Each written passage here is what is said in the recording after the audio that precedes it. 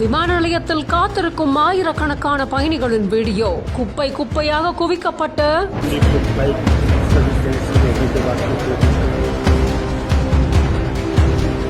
பயணிகளின் லக்கேஜ்கள். தொடரும் இண்டிகோ விமான பிரச்சனை.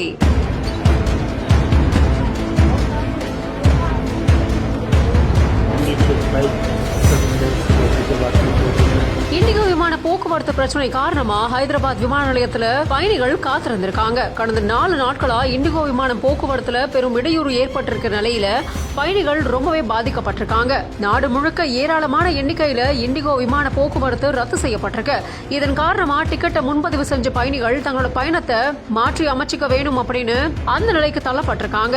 GT Holidays, South India's #1 travel brand. You know you are special when you're with GT Holidays.